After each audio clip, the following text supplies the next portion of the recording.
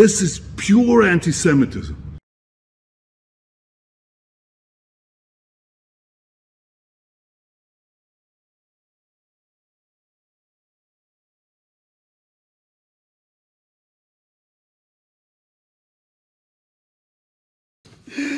J'ai l'impression qu'on me prend pour un idiot, c'est tout. Et tous ces mensonges, ça me brise le cœur.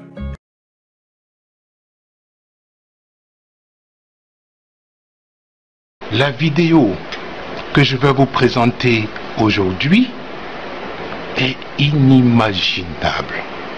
On ne peut même pas penser un moment qu'un président français, Nicolas Sarkozy, peut décider de sa maison de l'Élysée de bombarder la résidence du président Laurent Gbagbo. Les chambres bombardées, la cuisine bombardée, le gazon bombardé, les familles bombardées, la femme, les enfants, les petits-enfants bombardés. C'est inimaginable. Et nous voyons cela avec beaucoup de souffrance. Mais nous résistons. Nous résistons parce que notre question, ce n'est pas Laurent Gbagbo. Notre question, c'est le symbole que cet homme représente pour notre pays. J'ai été l'acteur et le témoin de toutes les relations entre la France et la Côte d'Ivoire en ces heures troubles, difficiles. J'ai vu que Jacques Chirac et Dominique ont été d'une ingratitude à nul autre pareil. Et quand Laurent est tombé, qu'il a été conduit à La Haye, j'en ai beaucoup souffert. Personnellement et dans ma famille, j'en ai souffert terriblement. Vous vous sentiez coupable? Oui. Complice d'une trahison. Mais j'étais contre cela. Les derniers moments de la présidence de Gbagbo, je les ai vécus avec Nicolas Sarkozy. Et là, les choses se sont compliquées. Les élections sont là. Laurent avait gagné les élections. Nous savons qu'il les avait gagnées. Là, Gbagbo avait gagné les élections. Pas Ouattara. Pas Ouattara. Le Conseil constitutionnel a dit que c'était Laurent le vainqueur. Et le président Sarkozy me fait venir à l'Élysée et il me dit « Il va falloir que tu appelles ton ami Gbagbo et que tu lui dises d'accepter de partir. Il aura un statut d'ancien chef d'État, 30 millions CFA, voiture, escorte, et s'il veut, comme il est professeur d'histoire, on lui trouvera une chaire, il pourra se déplacer à travers le monde. » Je lui dis « Il n'y a pas de problème. » Il me dit va dans le bureau de Claude et tu appelles Gbagbo. J'ai appelé Laurent. Laurent Gbagbo me dit « Alors Bob, comment va ?» Je lui dis « Laurent, ça fait des années qu'on se connaît. Je te passe un message du président Sarkozy. Je suis dans le bureau de Claude Guéant. Il te demande ceci, ceci, cela. Ce que je viens de dire. Il m'a dit « Tu diras à ton ami Sarkozy que je serai son Mugabe. Bob, je t'ai assez entendu. » Et il a raccroché. Et je suis allé dire à Sarkozy, il me dit alors comment ça s'est passé? Je lui dis bon, voilà comment ça s'est passé. J'en suis malheureux. Il a bondi de son fauteuil. Il dit puisque c'est ça, je vais le vitrifier. Vitrifier. Vitrifier. Je lui dis Nicolas, s'il te plaît, le Conseil constitutionnel a déclaré qu'il avait été élu. Il a dit, je vais le vitrifier, j'ai un mandat, et je vais le faire. Qui c'est qui a dit ça? Notre continent est brutal, sauvage, et peut verser dans la barbarie. Voici la carte du grand partage de l'Afrique. En 1914, seuls 2 pays avaient échappé à la mainmise européenne.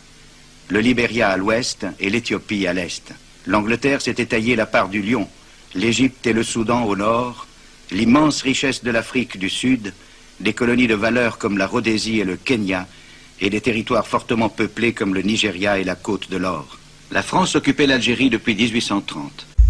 L'Algérie n'existe pas, c'est une invention de la France, ma chère Léa. Et ta grand-mère, grosse de tes morts! La France occupait l'Algérie depuis 1830. On a volé les terres aux Algériens.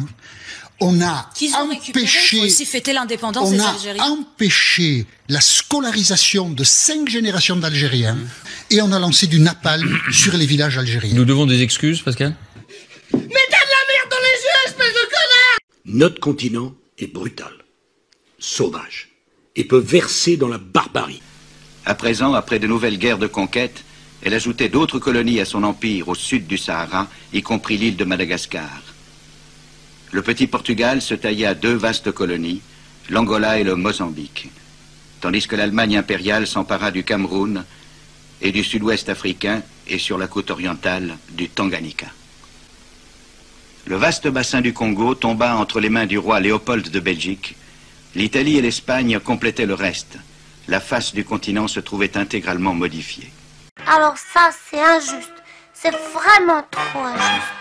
When those who are occupied refuse to submit, when they continue to resist, we drop all pretense of our civilizing mission and unleash, as in Gaza, an orgy of slaughter and destruction. We become drunk on violence. We kill with reckless ferocity. We become the beasts we accuse the oppressed of being. We expose the lie of our vaunted moral superiority. We expose the fundamental truth about Western civilization. We are the most ruthless and efficient killers on the planet. This alone is why we dominate the wretched of the earth. It has nothing to do with democracy or freedom or liberty. These are rights we never intend to grant to the oppressed. Honor, justice, compassion, and freedom are ideas that have no converts, Joseph Conrad reminds us. There are only people without knowing, understanding, or feelings who intoxicate themselves with words, repeat words, shout them out, imagining they believe them, without believing in anything else but profit, personal advantage, and their own satisfaction. Genocide lies at the core of Western imperialism. It is not unique to Israel. It is not unique to the Nazis. It is the building block of Western domination. The humanitarian interventionists who insist we should bomb and occupy other nations because we embody goodness, although they promote military intervention only when it is perceived to be in our national interest, are the useful idiots of the war machine and global imperialists. They live in an Alice in Wonderland fairy tale where the rivers of blood we spawn make the world a happier and better place. They are the smiley faces of genocide. You can watch them on your screens. You can listen to them spout their pseudo-morality in the White House and in Congress. They are always wrong, and they never go away. Je vais vous dire une chose. L'Europe, de tous les continents du monde, est le continent le plus brutal où il y a eu les guerres les plus sauvages. C'est pas l'Afrique, c'est pas l'Asie, c'est l'Europe. Et je vais vous dire autre chose. C'est pas au Moyen-Âge, c'est au XXe siècle. C'est en Europe qu'on a exterminé des Juifs. Oui. Notre continent est brutal, sauvage, et peut verser dans la barbarie. We hate because we're taught to hate. We hate because we're ignorant. We're the product of ignorant people who have been taught an ignorant thing, which is that there are 4 or 5 different races. There are not 4 or 5 different races. There's only one race on the face of the earth, and we're all members of that race, the human race. But we have separated people into races so that some of us can see ourselves as superior to the others. We thought it would work, I guess. It hasn't worked. It has been bad for everyone. But it's time to get over this business. There is no gene for racism. There's no gene for bigotry. You're not born a bigot. You have to learn to be a bigot. Anything you learn, you can unlearn. It's time to unlearn our bigotry. It's time to get over this thing, and we'd best to get over it pretty soon. And it is my business as an educator to lead people out of ignorance. The ignorance of thinking that you're better or worse than someone else because of the amount of a pigment in your skin. Pigmentation in your skin has nothing to do with intelligence or with your worth as a human being. It's time to get over that. C'est ce discours de vérité et de complexité que j'ai toujours tenu et que je tiens aujourd'hui. Dire que la colonisation a entraîné la négation du peuple algérien, que cela a produit une guerre qui n'était pas digne de la France. Parce que des actes inhumains, de la barbarie, de la torture ont été commis. La France, économiquement, n'a pas besoin de l'Afrique. Oui. C'est une réalité. Non mais attends, je suis désolé. Non, je vais le dire. Non. Mais il faut s'arrêter de se raconter des balivernes ici. Hein? Il faut arrêter. Le jour où l'Afrique apprendra à gérer intelligemment tous ces gens qui veulent, comment dire, tirer parti de ses richesses, elle deviendra la première puissance mondiale parce qu'elle aura à la fois la jeunesse, la démographie, les matières premières et la capacité à gérer la nature. C'est l'effondrement du moment occidental, c'est la fin du moment occidental, c'est-à-dire ce moment que nous trouvons normal, nous, mais qui en réalité ne l'était pas du tout, où l'Occident a dominé le monde. Nous l'avons dominé depuis la fin du XVIIIe siècle, hein, et aujourd'hui c'est fini, et ces pays au fond nous disent, eh bien ça y est, c'est fini, vous n'êtes plus les maîtres du monde, nous comptons, nous avons aussi notre vision du monde. Donc c'est la fin du moment occidental.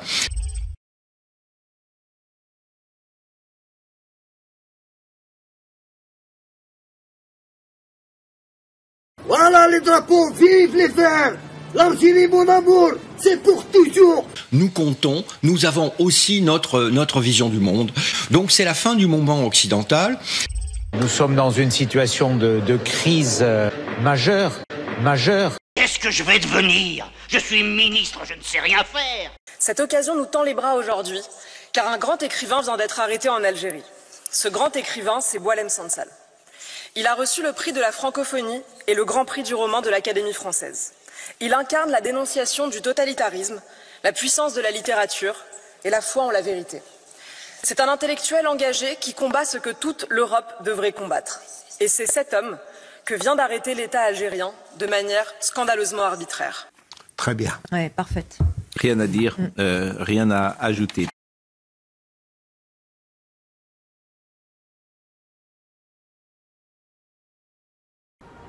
C'est nul! Là où la France est dans un étau, c'est que si elle fait preuve de vigueur et enfin d'un peu de courage, elle va conduire l'Algérie à durcir une position qui est déjà extrême. Ça va être très difficile, on en parlait avant. Mais non, c'est très facile. C'est très facile, la nomenclature qui vient... Il y a des enfants de la nomenclature qui font des écoles à Paris. Notamment vous les virez. Du ministre de la... Vous les virez demain matin. Vous virez... Mais bien sûr, c'est ça. Et ceux qui vont se faire soigner à l'hôpital, vous les virez. اليوم أنا نقولها ونتحمل مسؤوليتي قنوات زيجو قنوات الفرنسية شوف قضية الحرب على غزة الإبادة على إبادة الشعب الفلسطيني على ذات الإعلام الفرنسي حق الدفاع إسرائيل حق الكيان الصهيوني أنه باسم هذا الشعار يدافع عن نفسه أبيح كل شيء في البلاطوهات الفرنسية على مدى عقود من الزمن تعطينا دروس في الاحترام المهنية وفي الإعلام وحرية التعبير صدعوا العالم بهذا الكلام صدعوا العالم بهذا الكلام. Aujourd'hui, la Palestine subit beaucoup d'injustices et la France ne prend pas ça en compte. Et le monde entier d'ailleurs ne prend pas ça en compte. Le monde, ils ont peur d'Israël en fait. Mazel Tov. Une des raisons de la détestation du public pour les journalistes, elle est là. Les journalistes disent des choses en plateau qu'ils ne pensent pas, qu'ils disent le contraire parfois. Voilà, je le sais, parce qu'ils sont pris dans le système. Les journalistes ont une part non négligeable. Répétant mécaniquement des formules stéréotypées sur des sujets convenus. C'est curieux, je pense à plein de confrères. Moi, je suis fasciné par cette faille des élites. Joseph de Maistre disait la canaille mondaine. Moi, j'ai proposé, donc, de ce point de vue, en disant, parfois j'en suis. Ça rentre pour moi dans la faillite des élites actuellement. C'est une espèce d'endogamie entre des politiques déphasés et des journalistes qui ne sont que des perroquets. Moi, je t'ai dit, Netanyahou, il va nous mettre dedans. Moi, je t'ai dit, Netanyahou, il va nous mettre dedans. Bonsoir à tous. Bonsoir à tous. Et ben voilà, ça arrive. Ce sont les aléas du direct, comme on dit. Ravi de vous retrouver sur l'antenne de CNews. Une des raisons de la détestation du public pour les journalistes, elle est là. Oui, bien sûr, évidemment. Ils nous détestent et ils ont bien raison. Oui, bien sûr. Ah ouais, bien sûr. Parce qu'effectivement, c'est ce que vous venez de dire. C'est l'hypocrisie perpétuelle de ce milieu. C'est de la merde. C'est un baroud d'honneur du fait que quelque chose est en train de cesser. Il meurt, cette élite, c'est fini. L'élite, c'est l'oligarchie médiatico-politique. Vous, nous, et les politiques. Vous êtes vraiment un fin analyste de la vie politique. Oui, comme vous. beaucoup. Oui, mais moi, c'est mon métier. Vous, on vous imagine pas toujours là-dedans. Vous, votre métier était d'être cuisinier au départ, et puis après, vous avez obliqué vers le sport, notamment le football, et maintenant, vous êtes placé dans ce truc-là en prétendant avoir des compétences que vous n'avez pas du tout. Mais en tout cas, c'est très sympathique d'appeler. Aujourd'hui, la Palestine subit beaucoup d'injustices et la France ne prend pas ça en compte. Et le monde entier, d'ailleurs, ne prend pas ça en compte. Le monde, ils ont peur d'Israël, en fait. Israël menace d'attaquer la France et l'Allemagne. Le Premier ministre Benjamin Netanyahou, lors d'une allocution qui a surpris tout le monde, a menacé la France et l'Allemagne d'une prochaine attaque suite à leur comportement durant la Seconde Guerre mondiale, où plusieurs millions de Juifs y ont laissé la vie. Des menaces, sans détour, puisqu'il leur a promis qu'après la Palestine, le Liban, la Syrie, le Yémen et l'Iran, ce sera à leur tour de payer le prix fort pour les crimes qu'ils ont commis.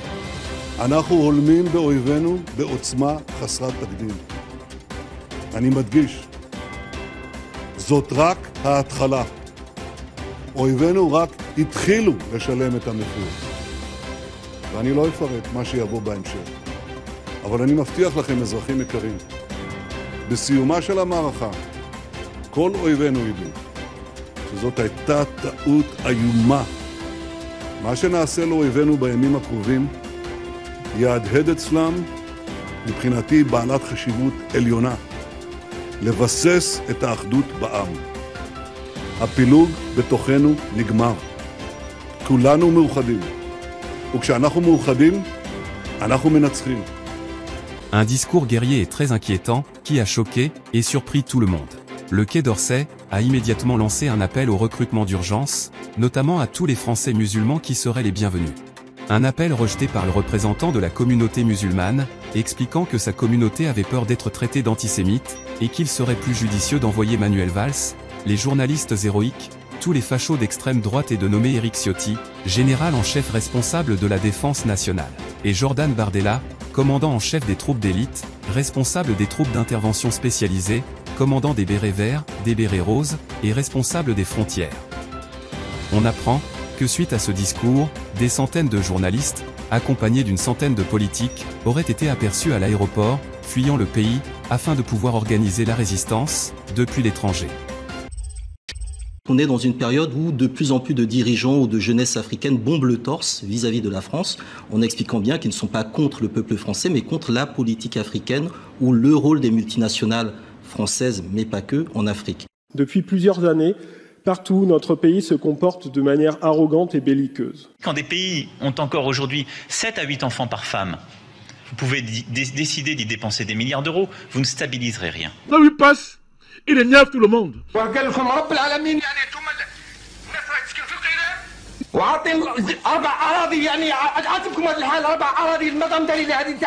Non, mais on pourrait regarder pour corriger cet effet-là.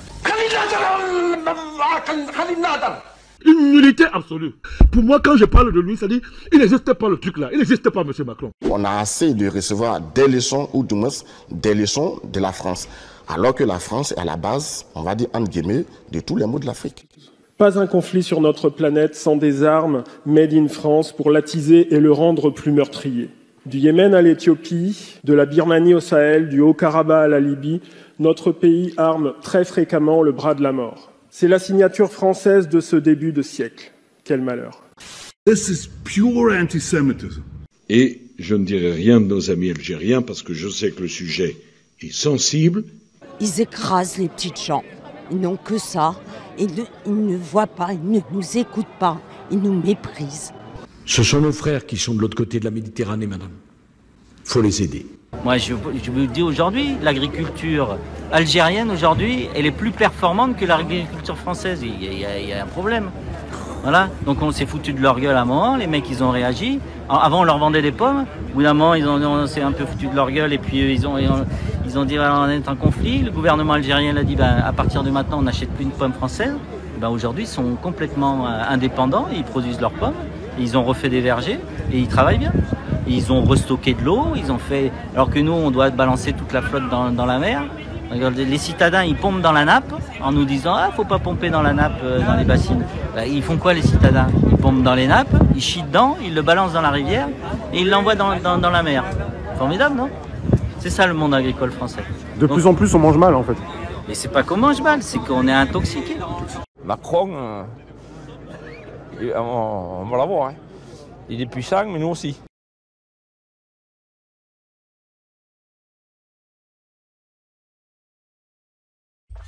Vous dites ne plus vouloir financer la guerre russe en Ukraine. Ok, mais ça vous dérange pas de financer l'occupation Israël de la Palestine en achetant du gaz israélien? Tranquillou bilou. De financer la guerre saoudienne au Yémen en achetant du pétrole saoudien? Tranquillou bilou. Et quand les États-Unis bombardent l'Irak, pas de sanctions? Tranquillou bilou. Hein? Et quand Israël colonise la Palestine? Tranquillou bilou. C'est 2 poids 2 mesures. Cette hypocrisie-là, c'est ça ce que les peuples du monde vous reprochent. Et celle-là, justement, si vous voulez leur soutien, écoutez-les tout simplement. Tranquillou bilou. Que vous écoutiez BFM, que vous écoutiez France Info, chaîne publique, chaîne privée. C'est de la merde. Même pensée, même discours. Tranquillou bilou.